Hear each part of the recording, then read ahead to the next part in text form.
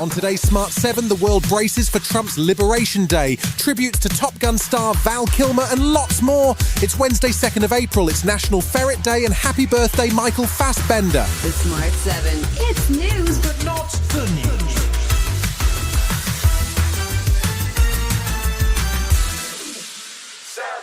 Tuesday marked the start of what's been called Awful April, as British consumers face a range of price hikes across the board. With rises due for energy bills, water bills, car tax and even the TV licence, the opposition were on the attack, with claims that the government is failing to help with the rising cost of living. Shadow Chancellor Mel Stride says that with council tax also set to rise, things are looking grim for the UK economy. Labour wants you to believe their tax rises are not hitting working people. The reality is families face a double hit from this Labour government. We will all end up poorer thanks to their mismanagement and broken promises. We simply cannot afford Labour. The Lib Dems were also on the attack, accusing the government of failing to get a grip on energy bills, but Prime Minister Keir Starmer was keen to point out that the start of April also saw a rise of almost 7% in the national living wage, which will see 3 million people benefit. Wages are going up higher than prices. I'm not going to stand here and say people don't feel the impact of bills. Of course they do. I understand that. The question is, are we making them feel better off? And that's why the national living wage today is so important.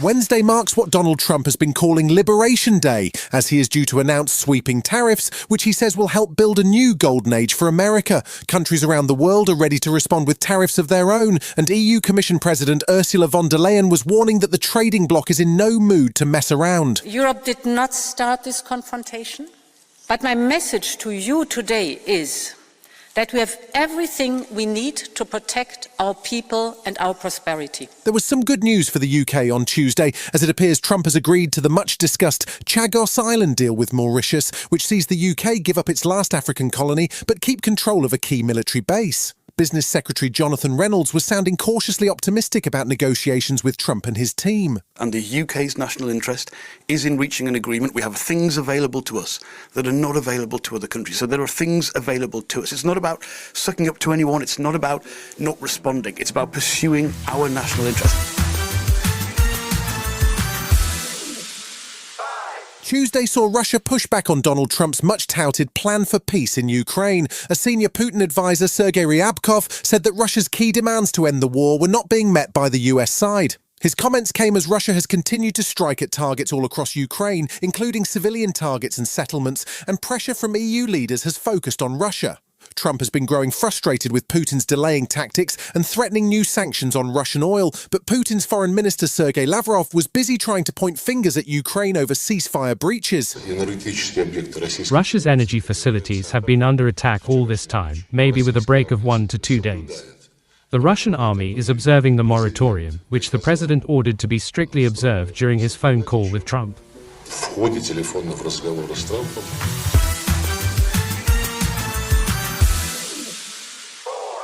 This week has seen the Justice Secretary continue the government's running battle with the Sentencing Council. The dispute started after a proposal to introduce pre-sentencing reports for minorities in a bid to deliver what the Society for Black Lawyers had called equal treatment after racist two-tier policing for 500 years.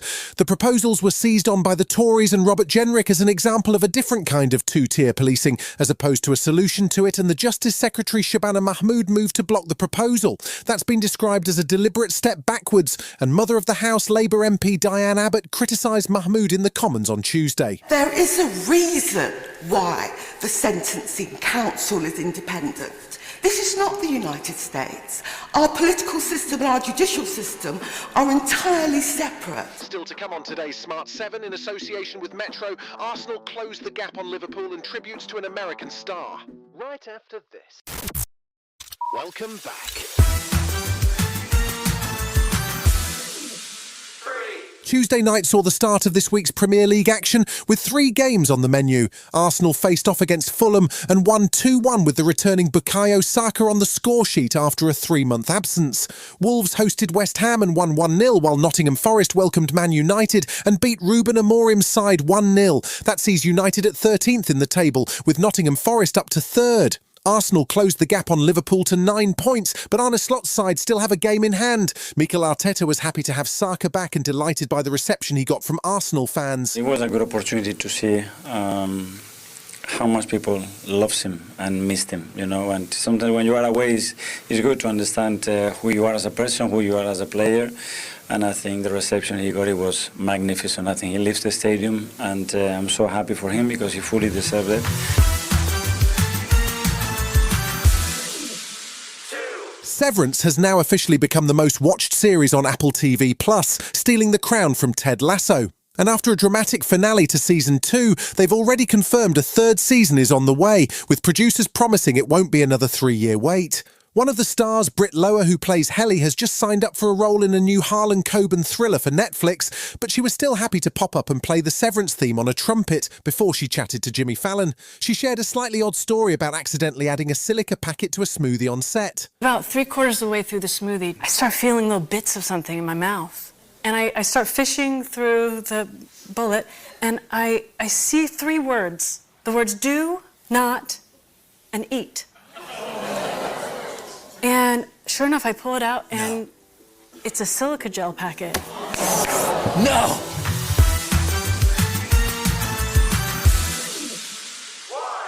The death was announced early on Wednesday of American actor Val Kilmer. The star of Top Gun was 65 and, according to his daughter Mercedes, died of pneumonia, although he had famously battled throat cancer in 2014. He was a huge star in the 1990s, playing Batman opposite Jim Carrey in Batman Forever and Jim Morrison in Oliver Stone's The Doors. He also managed to steal quite a few scenes in the epic Heat, despite playing alongside Al Pacino and Robert De Niro. He battled throat cancer and recovered, although procedures damaged his vocal cords and left him struggling to speak at times. His final appearance was alongside Tom Cruise in Top Gun Maverick in 2022. He spoke back in 2002 about his reluctance to face the spotlight and his focus on his work. Rest in peace, Val. For a long time with interviews, I was afraid.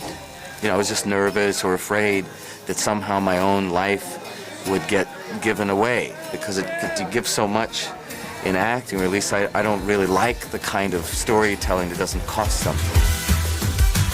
You've been listening to The Smart 7. We'll be back tomorrow at 7 a.m. Hit that follow button and have a great day.